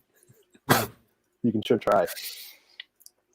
Yeah, and before we go ahead and get on to some sales information and stuff like that, I just kind of thought this was kind of relevant right now because there is a lot of news about this right now. But right now there's a lot of news or kind of like non-news about the new Xbox and like PS5 and stuff like that. And obviously we know James doesn't care about anything other than Nintendo, but I specifically wanted to hear what Ty and Scott kind of think about what's going on right now with the new Xbox, PS5, the game reveals, and gameplay in quotation marks that were shown off last week, Wow. and stuff like that. Is there anything about any games in particular you guys are looking forward to for either two of these consoles? Any features or anything? For game, not like there's none in particular I'm really hyped for. I mean, there's like a lot of like fucking cool sci-fi RPG looking games, whatever. I actually don't care about those a lot. Yeah. So Microsoft showed like the third party game lineup that's coming out, and there's also like a lot of existing games that are gonna get like big upgrades. Yeah. Like I think Rainbow Six Siege was a big one, if I remember. But like they're not showing any of the Microsoft Studio games until like next month, I think. Yeah, probably. I mean, yeah. Like they're doing like a whole nother like video event. Right. So I'm interested in that. Was the rumor like a Perfect Dark sequel? I haven't heard that rumor. Okay. So yeah, I think I saw that. Would be rumor. nice. I mean, I would go ham on that. I love ham. Yeah. Yes. I love that phrase, going ham. Yeah. Banjo Fori. You're killing furry. Furry. Just spell it furry. Banjo yeah, okay, that sounds good. Not so loud. They might do it. Yeah. Remember they showed like a new Battletoads game like last E3 or something like Yeah, a while back. Yeah. Yeah, and like everybody kind of hated on it because I don't know, they didn't like the aesthetic and they didn't like the turbo tunnel. I didn't like the turbo tunnel either, but like I was rewatching those videos and like I kind of turned around on it. Like I'm like starting to get really interested in that Battletoads game because there's videos of just like raw gameplay and like the beat 'em up segments actually look really good. And the music is amazing. Like the first level music, it's like it's just like a remake of the Battletoads and Battlemaniacs first level music, and it's so fucking good. It's amazing. So I want to see if that's still happening. If they're retooling that, what's going on? Yeah. Well, I mean, one cool thing that they've been talking about with this new system, and actually with pretty much every system that's been except for PlayStation, at least with the Switch and also with Microsoft. Microsoft specifically said they have something that's called smart delivery. Basically, you buy the game once and you can play it on any platform. Like you buy a game on Xbox One, you'll be able to play it on the Series X, no problem. Yeah, they already have that. That's like existed for years. Yeah, but I'm saying obviously it wasn't like that from the start. Like I was talking with James about this. Like there was 360 backwards compatibility with the Xbox One, but not even like at the start of the Xbox One life cycle, right? And like even now it's still limited, right? Right. But hands down the best thing about Microsoft, what they do. I love how they patch their old games to play on the new hardware for no extra cost, right? Right. It's simply amazing. Everybody should be doing that. And me and Danny were talking about the Wii U to Switch transition because Shovel Knight, it didn't come out near the end of Wii U's life cycle, but it was like middle to near to end cycle for Wii U. Yeah, in Japan it literally was the end of the Wii U, and then it's like a few months later it comes out on the Switch, and it's like Microsoft free upgrade, PlayStation maybe free upgrade, Nintendo thanks for playing, please buy it again. Yeah, at full price. And it wasn't even Yacht Club Games' fault. It's like, well, we tried, but just Nintendo just didn't have that infrastructure to do that because the e-shops were different. Because each e-shop is like an individual thing, which is like not related to any other e-shop. How the internet. Yeah, and the Xbox One X Bone Series X or whatever. They've been very much implying that it's going to be like full backwards compatibility, everything ever, which is arousing if true. Yeah, Lemonade brings up a good point too. I'm wondering what's going to happen about that free upgrade when it comes to physical versions of games, because I was just reading, and Ty, you obviously know more about it than me. I don't have an Xbox One, but you could put in like your old discs Yeah. at least for compatible games. And then it doesn't actually read the disc per se. It like sees that Right. you own it, and then you get like a digital version of it. Same with like original That's Xbox exactly games, what too. happens. Yeah, it's weird, but It is weird. Like you can actually kind of circumvent it, like if you go offline and then install your disc. But like if that game has ever had a patch ever, it's probably gonna read the whole. I don't know. okay.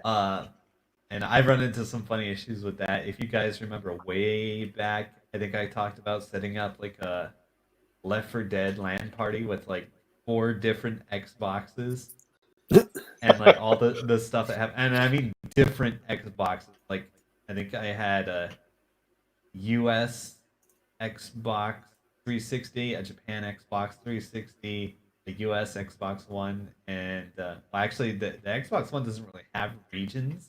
Yeah. It only has region setting. Uh-huh. So, Was like, that the LAN party where at the end they all red ringed and you had No, to cancel the party? No, man. Red Okay. Ring was like 10 years ago, man. Let it Yeah. go. Wrong console. No, but there was region fuckery going on. It was yeah. really funny, and I got it all worked out. But like, just because like I had a system setting set to Japan, it downloaded like an entirely different version of the same game that didn't want to recognize the other ones on the LAN. It was just silliness. Yeah. So. Scott, like, how about you, man? Like, are you excited about PS5 or Xbox Series X, or do you just kind of indifferent? Or? Well, obviously the first one that you gotta kind of look at when it's coming to a new consoles is the exclusives. Right. And right now the only exclusive that I'm aware of, just because I guess I didn't do enough homework, but is Ghost of Tsushima, which is going to be on PlayStation only. Well, that's even that's PlayStation 4 also, right? Yeah, PlayStation 4 exclusive. So I just assumed it was going to be on 5, but I guess it's on 4 only, which is really strange to me. Yeah, I mean, good point. I mean, like at this point, it would be kind of silly not to have some kind of an upgraded version on it. Yeah, I don't know why they wouldn't do that, right? Because it's going to be such a huge seller, and they've been pushing the advertisements for it for so long. But it comes down to exclusives. But yeah, like you guys were saying, Microsoft is doing what everybody else needs to do forever from this point on, because being able to basically the privilege of not being stuck to the specific console that your game is on is something that PC players like me have enjoyed ever since PC gaming was a thing, right? Mm-hmm. You upgrade your hardware when you want to, right, to match the game, and not just because the new console came out or something and the new games are only in the new console. So this is really cool. I really like the direction that Microsoft is going with this. I think the way it was described is, they're not making consoles anymore, they're creating digital space. Yeah, dude, I think we might have read the same story. Like, think about it too, because like Microsoft's not just interested in selling consoles; they're interested in selling services more than they are the consoles, I think. Yeah. Because like, I mean, you got Game Pass. They're trying to do this thing with the streaming. Not even just. They're just trying to do like a lot of different stuff, and I mean that's where the money's going to be at too. Mm-hmm. If you're going to be at a loss if you keep trying to make top of the line tech. So, right. Yeah. My predictions on this is that, again, the Xbox, the whole Xbox thing will not do well in Japan, and PlayStation will, still be king over here. What? I know, but I do think though that it will help push Xbox into a lot more markets, like for market share and stuff, with all of this kind of integrated, flexibility in their technology. I'm actually excited about it. It's nice, because if they were going to have Xbox exclusives and I don't buy Xboxes anymore, but I have a PC, then that's really cool for me, because I'll be able to play those games on my computer. Yeah. Real talk, if they can get the Xbox streaming stuff, working well in Japan, like, so people can play it on a smart TV or a laptop or something. That's even like probably phones. That is probably Microsoft's best bet of getting into Japan. It's not selling that fucking, brick that that thing won't even fit in a Japanese house. They'd have to take they have to take the windows out and like lower it in with a crane. So yeah, the streaming thing, I don't know. It's got a more than 0% chance of some people playing it in Japan. Well, I'm going to be on the guy in Japan buying the actual console, right. right? He'll be the one guy. Yeah. Yeah, that's why we should start the sales again, because we can watch it go from 0 to 1. It's like, oh shit, Ty bought it. Yeah, yeah, that was always fun, man. So Xbox sales. the article that I read, was it Spectre? Is that his name? The guy who does the Xbox stuff. Phil Spencer. Phil Spencer. Sorry, Spectre. Phil Spector. Yeah. He specifically said that I think it was like almost a quote. He said that they respected Nintendo and Sony a lot, but what they were worried about from this point on is Google and Amazon. Yeah. As their competitor in the gaming space, because there's rumors that Amazon is working on its own game streaming service right now, and obviously we have Google's not working so well Stadia, but it's Google. They have enough money to fix the problem eventually, one would think. Or just leave it out there for like decades and then just eventually just cancel it. Yeah. Without any fanfare. Yeah, I'm placing my bets. Stadia is getting canceled real soon. Yeah. If it hasn't already silently been. Google's like, we like the streaming idea. We like your streaming idea, Microsoft, but how about if you paid for individual games on your streaming service? You don't actually own anything. Yeah? What if the games didn't respond for like a solid second? I mean, in all seriousness, though, I mean, like Microsoft has it right, man. I mean, Game Pass is such a good value for what you're paying. It's like $10 a month. $10 a month. Yeah, to what, like 100 different games, depending on your platform, or something like that. None of the games are made by Microsoft, but they have a lot of games. And that's actually like all the big Microsoft all the first that was the joke. All two first party games. They're free. They're on there, but then all the rest are third party, right? So like if you're doing an Xbox versus PlayStation comparison, it's like, would you rather go for PlayStation where they have a few, or Microsoft where they have all the third parties? I think there was just like maybe in the past couple of years, it's just been kind of like an unfair balance. It's not about fair or unfair, but like I think most of the Microsoft exclusive stuff came out earlier in this generation, whereas like a lot of the Sony stuff just came out like within the past 2 or 3 years. So like that's where I think you could get that type of misconception from. I think there still are quite a few Microsoft exclusives, whether or not they're good or people are like praise them, like something like Sea of Thieves, very like love it or hate it type of a thing. It seems like stuff like that.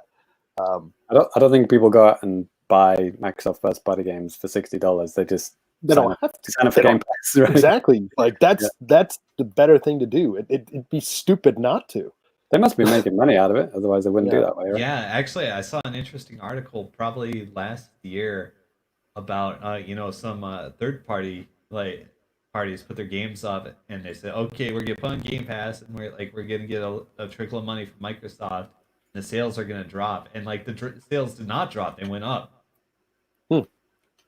Yeah. Incidentally, like if you're on Game Pass and you like a game and you want to own it forever, you actually get a discount too. Oh, that's cool. I like that. Yeah. People like to own things. Yeah, totally. I think the discount like hangs out for a while too, even after they take the game off of Game Pass. And all of these cool services just highlight how much Nintendo are just throwing away, because like they have by far, I don't think anyone would argue any different. They have the best first party lineup ever, but that they're just throwing it all away. They've got the biggest history, they've got the best first party games, but it's like everything is just bought individually. And the thing that they have, the NES online stuff, they got like 20 games. It's weak as hell. Right? Yeah. So it's just so limited. Like if they did the Netflix, the Game Pass, Nintendo Game Pass, if they really did it, I mean, that'd be an absolute game changer. But because they're Nintendo, they're not going to do it. It's so weird. It just doesn't make any sense either. It kind of feels like they'd be printing their own money at this point. Right. But something's holding them back. Who knows what it is? Everyone would sign up for that.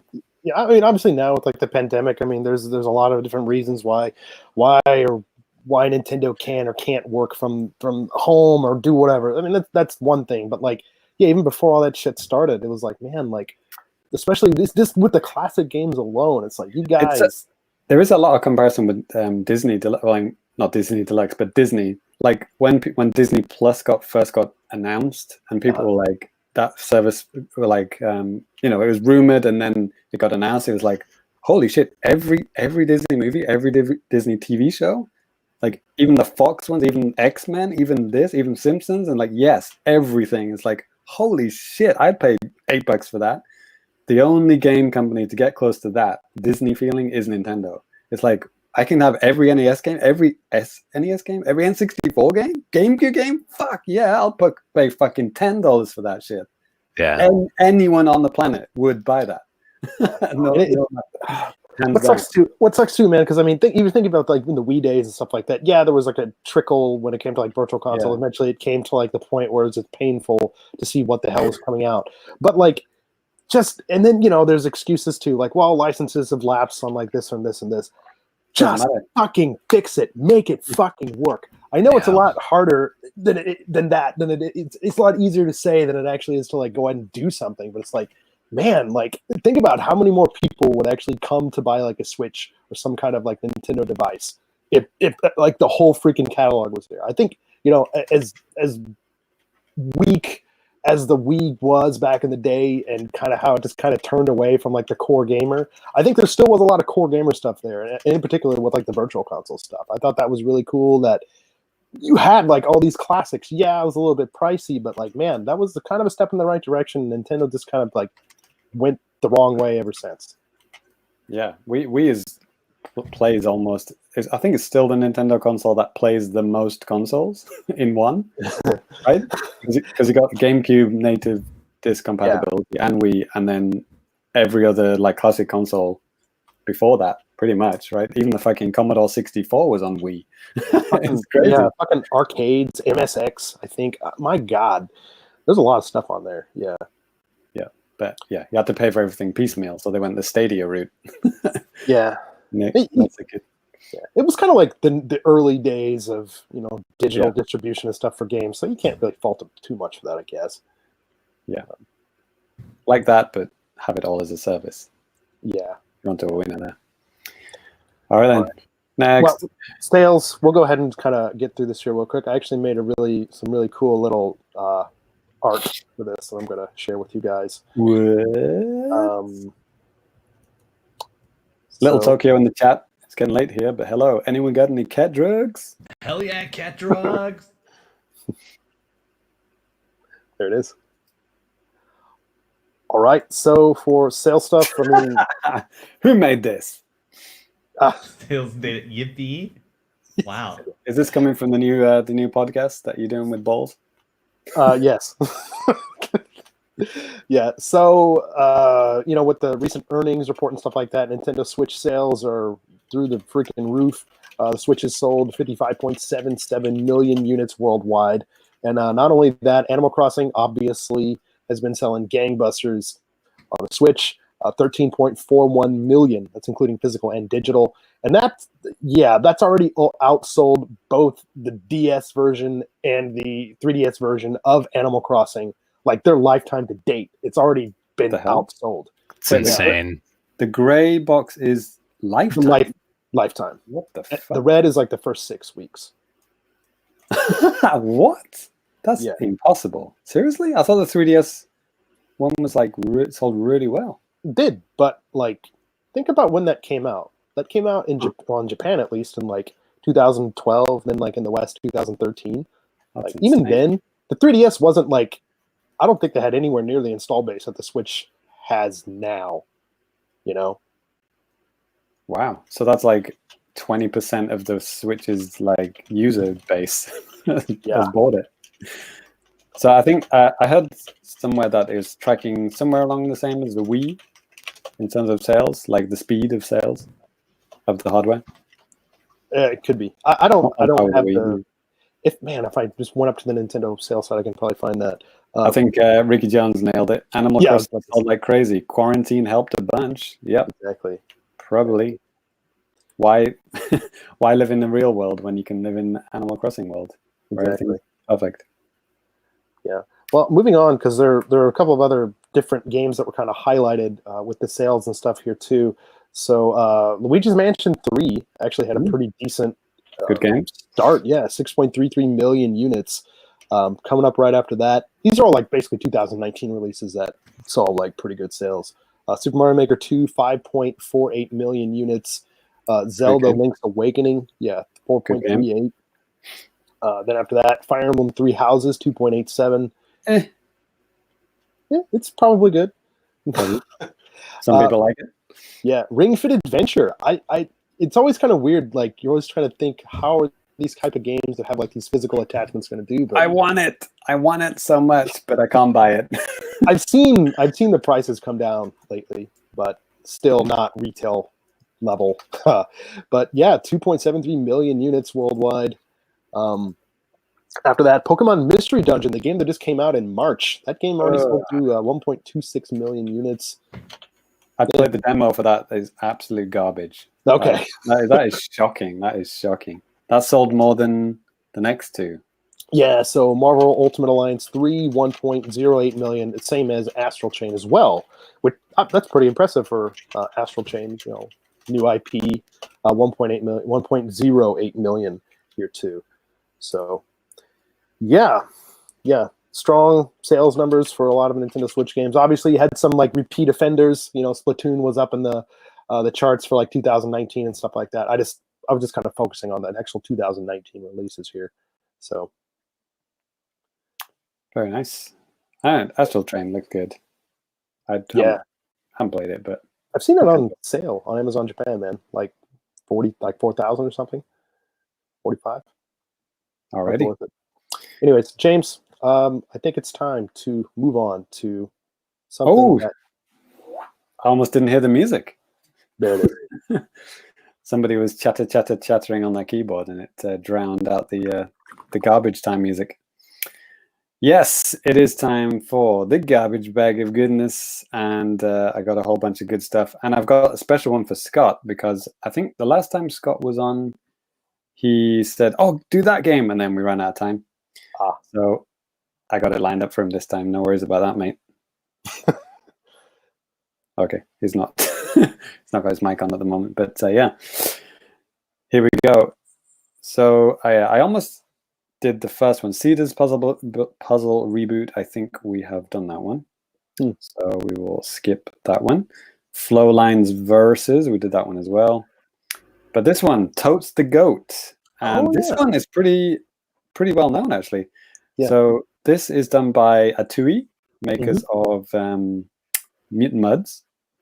And this is where you happily hop your little goat through this modernized vision of a classic and beloved arcade game. Can anyone guess what arcade game that would be? Hubert. Yep, there it is. So yeah, it's like voxel graphics. Cute, 3D chunky pixels, voxels. There he is, that's the guy from Mutant Muds. And that duck, this is, oh man, there's a Famicast connection with Atui actually. I believe Perry makes music for them. Yes. And I think Perry's making music for that game with the duck in. Yeah. Oh, no, sorry, it's not a duck, it's a chicken, isn't it? Chicken Wiggle, which is now not called Chicken Wiggle, it's called like Hatch Tales? I think they changed up the name. It was going to be called like Chicken Wiggle Maker or something. Like it was like a Mario Maker style thing where you can make your own levels and stuff. But now it's called that thing Danny just said. Yes. But yeah, the guy who made the Famicast theme song is making the music for that Chicken Wiggle game. So yeah, good times. So this game, I think got a little action video here. This game is down to 9 cents, which is insane. So yeah, if you want a nice, cute 3D Cubot game made by a good company with music. Well, actually, no, probably Perry didn't make the music for this game. Let's just say everything was made by Perry Burkham. It's fine. Yeah, let's say in retrospect, he retroactively went back in time and did the music for this. Perry Burkham started the Tui. Yeah, pretty much. So yeah, that's good times, right? 9 cents. That's going straight in the bag. That's an absolute given, that one. And Nicky the Home Alone Golf Ball. We've had that one. Cosmonauta. I don't think we've had this one. But we always have to have at least one fucking Microsoft Paint looking game.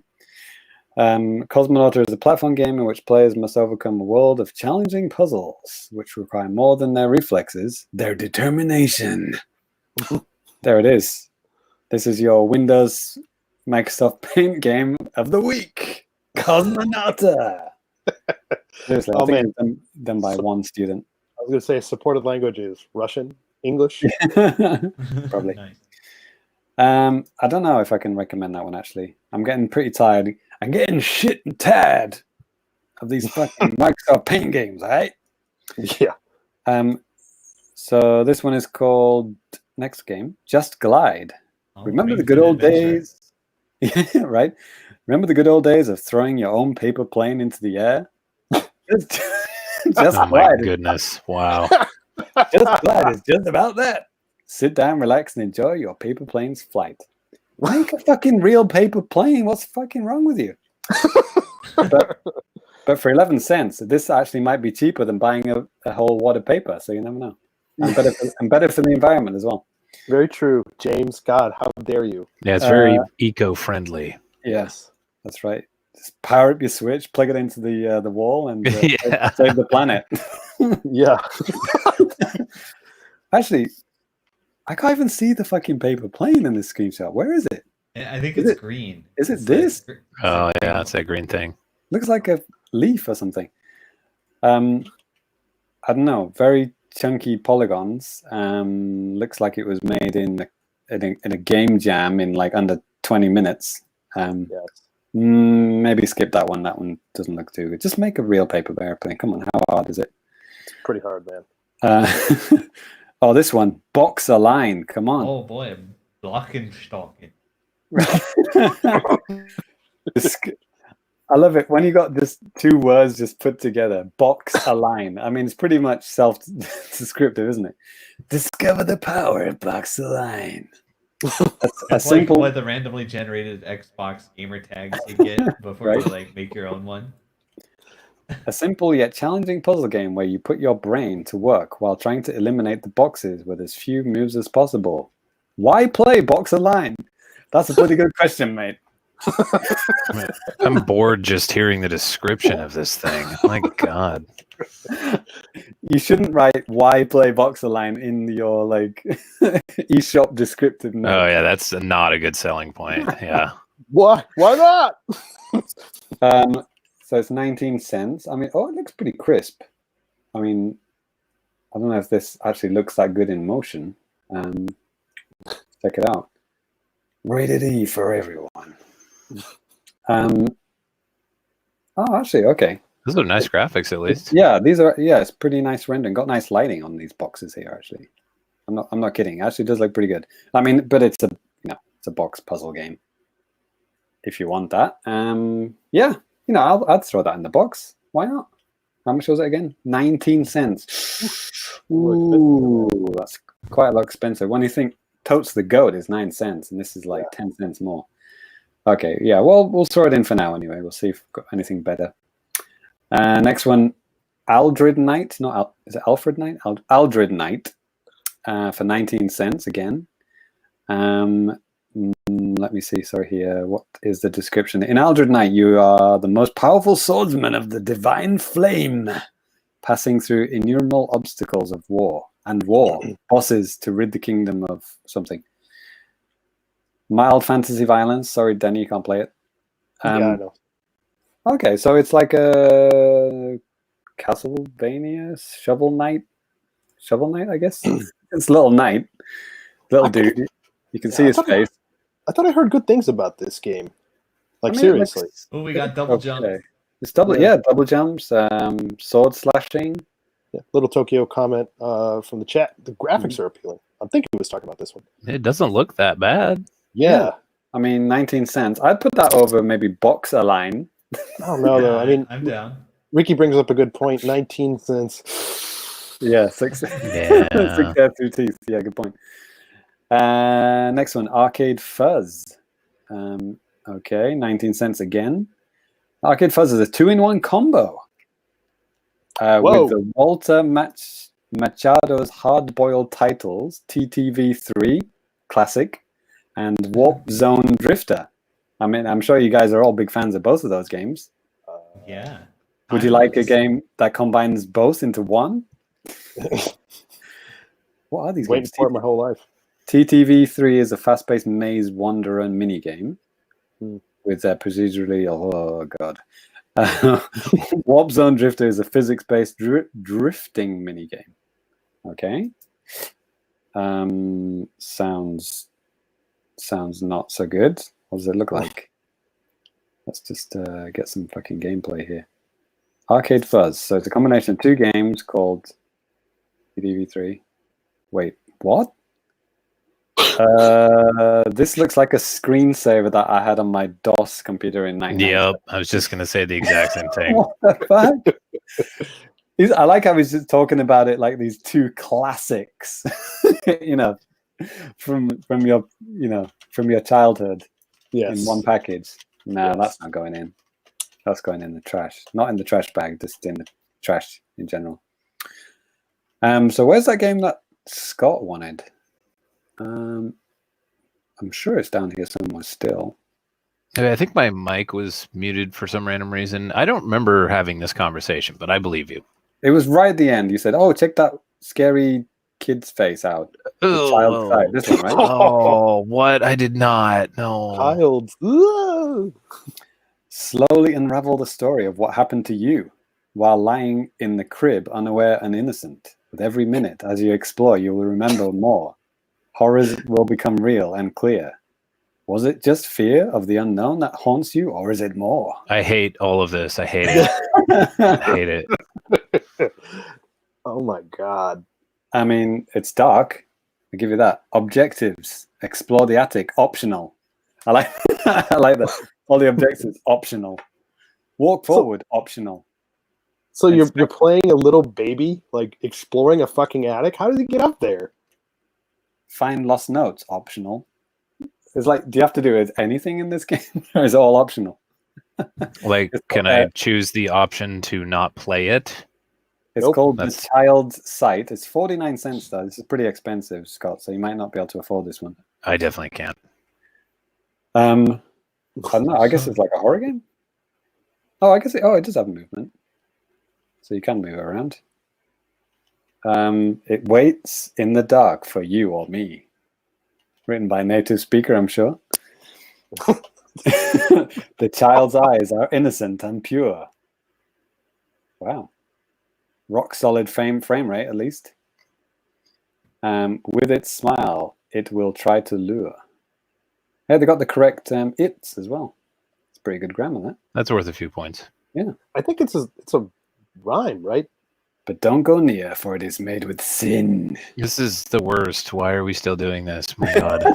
I'm just waiting for something to jump out. It looks for newborns or next of kin. Okay, yep, I'm done. Yep. The Child's Out, available now. I'll take 10 copies. Rated E Yeah, for that everyone. That was 49 cents. Well, if you got the cojones for that one, maybe.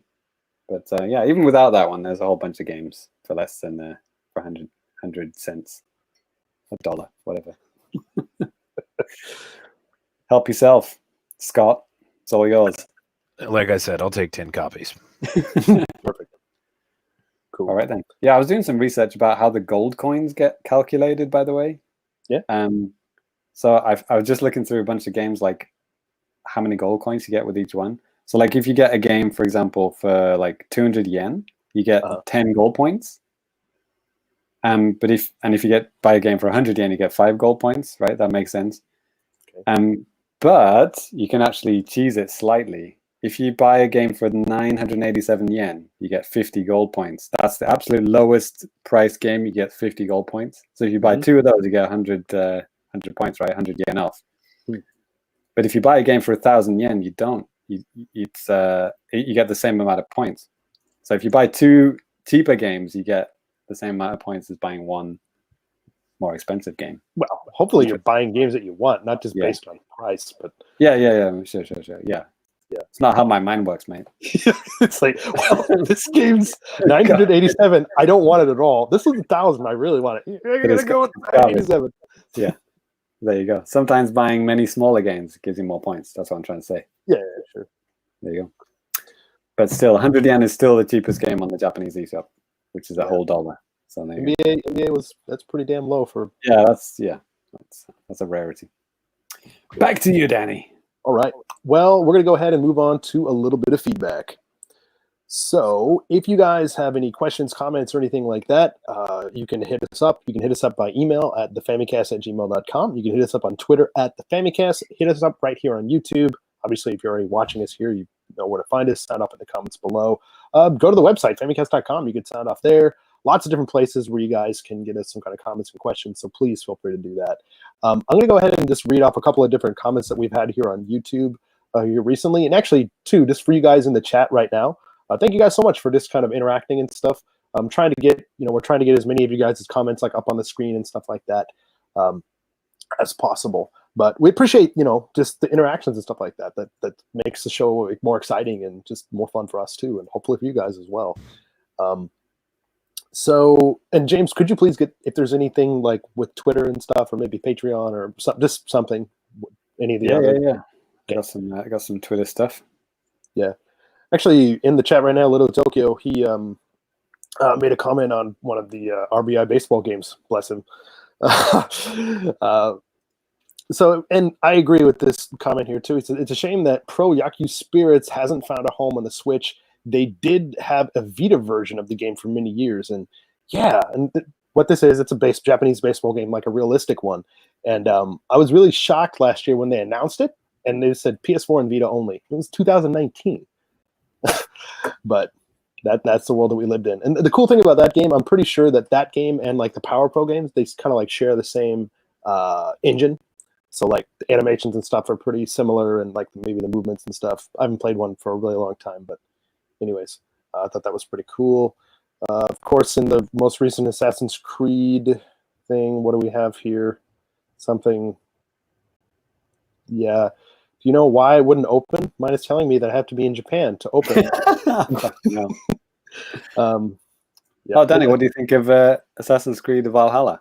Yeah. Oh man, I was gonna bring that up. Because I know people are disappointed that there hasn't been any actual true gameplay or anything like that. And I get that. That's a valid argument. But like, I don't know. I can't think of an Assassin's Creed game that I played that I didn't like, aside from Assassin's Creed Unity. The first one on like PS4 and Xbone, it just felt weird. Like something about the controls felt weird. This is like pre-update after it was all screwed up and they fixed it. But I thought 1 was great, 2 was great, 3. I missed it. I mean, Ty, you played like a lot of the ones in between 2 and 3, right? Yeah. Yeah, and I mean, a lot of those added like online and stuff like that too, didn't they? Oh yeah. I was a big fan of the Assassin's Creed Brotherhood online. So good. Yeah. I mean, I could take the online stuff, take it or leave it. Don't really care about that. I'm just kind of looking forward to like another narrative-driven story type of thing. And this is a really cool setting too, with the Vikings coming into England, which it's really weird because like after this game was announced, I just finished watching The Last Kingdom on Netflix, which is basically about the same thing. Wild.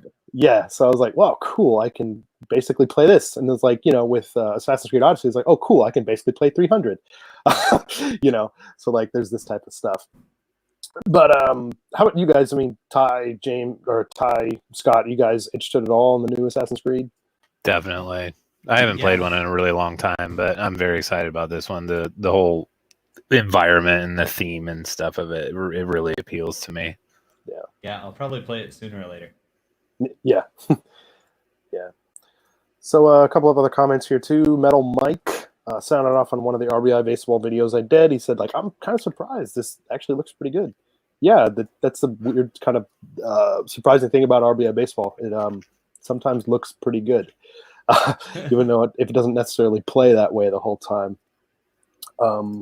Also had a nice comment from Soul Central on the Famicom Detective Club preview that I did. Yumi Tachibana for Smash. I'm excited for these games. So yeah, maybe I'm going to take another dive into Famicom Detective Club if and when it actually comes out this year. So maybe that's something you guys can look out for in the future. Looks like James has disappeared from us, so I'm going to go ahead and bring up some tweets or something here. Sorry. Some idiot on Twitter. Excitement abounds on the Famicast starting almost now. Join us for the fun, revelry, and video game talk. Some idiot named the Zega. Oh, hi, It Scott. sounds like a real asshole. Yeah, no. So Scott sounded off on Twitter there. Obviously, you know, we just started our season 4, so like you guys out there have been giving us a lot of like, you know, nice messages and stuff, and upping your pledges and stuff, and you know, hey, we really, really appreciate that. We appreciate your support. I don't like to make it feel like a money grab, but seriously, thanks for the money. You know, I think we've explained this in some of the extra videos and stuff like that too, but you know, we use it to basically try to make the show better, try to get better equipment, try to, you know, sometimes it can go to help us get like other like games and stuff like that. So yeah, it's really helpful when you guys actually do support us. And sorry, I'm just kind of scrolling through Twitter right here, seeing if have a nice comment here from Christopher Volok. At what tier do I get cat drug? Drugs. Yeah, he did. Okay, sorry, he did put an S. So we didn't have a good answer for that. Probably tier 7, which is one of the hidden tiers. Yeah. So yeah, I think that might about do it for comments and stuff here. James should be back here in a minute. He said he's having some kind of technical issues and stuff, so we can just kind of stall before he gets back. So okay. Yeah, anyway, you know, back to Assassin's Creed Valhalla, which, like I said, I'm looking forward to. I don't know, because I mean, they didn't really say anything about like any like online type of stuff that's going to be in the game, Ty. But yeah, I saw some like random little tweets about some gameplay details that are coming out, but they're all about the single player mode. yeah, Right? yeah. All right then. Are you ready for tweets? Yeah, we went through a couple, but go ahead. Okay, I don't know which ones you did, but James Allen he's very happy about getting the Sega Ages G-Lock. The I guess, is this a 3DS game? I'm not sure. Oh no, it's a Nintendo Switch game. It's that flight simulator game. What else? We had another one that I wanted to read out. Nick Lone says, Aki, do you know about this, Danny? Is it wrestling? WrestleMania 2000. It says, Aki were the best. So many good times with this. WCW versus NWO Revenge. WWF No Mercy, of course. Mm-hmm. This is your WrestleMania 2000 video. Yep. Cool. Patrick, written in Japanese actually, Patrick. He says, true fact, to me, the Super Famicom controller is superior to the North American SNES controller due to the colorful buttons. Scott. How much did you pay this person, James? Mm-hmm.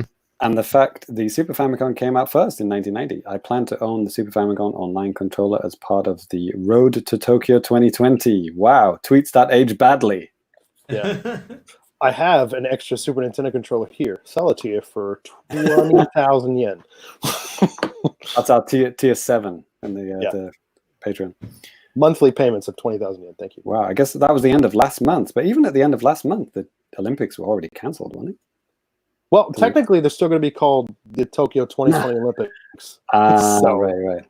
With a little Hanko stamp over it and then the 2021 written on it. Yes. Luca is looking forward to Danny's next video, which is about the GB mobile adapter. Yes. I don't know. Is that still in the works, Danny? Yes, it is. It's taking a lot longer than what I thought it would, but yeah, I'm making some progress. So I just got to capture some footage and do a couple of other different things. Remind me, is that you could play Pokemon online? Yeah. So like, basically, yeah, you could play like Game Boy games online, like games that came with like, there's a little label on the bottom. It says, what the hell does it say? I can't read it backwards. Mobile System GB on there. And yeah, basically there's like online components for like certain Game Boy Advance and Game Boy Color games.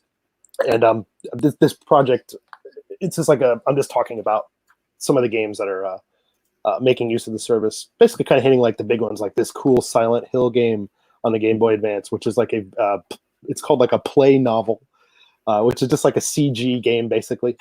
It's sure to be the best version. Yeah, exactly. So anyway, stuff like that. Got a comment from Metal Mike, one of our tier 3 patrons, getting his lovely mug soon. He says, "Gotta love all these Nintendo 64 boxes." He likes the only 4 on all of these Nintendo 64 boxes. Probably a lot of them weren't actually only for Nintendo in 64. Well, I think the ones I showed definitely are. At the time, were you? No, okay, if you want to put it that way. Like virtual. Star Wars Episode 1 Racer. There you go. Yeah. That's on there. Ooh, that was one I was looking forward to reviewing. It's delayed. Great. All right. Got one here from Japan. River Cruise podcast. I think they're a new podcast. Maybe they started following us. If you're listening, hi guys.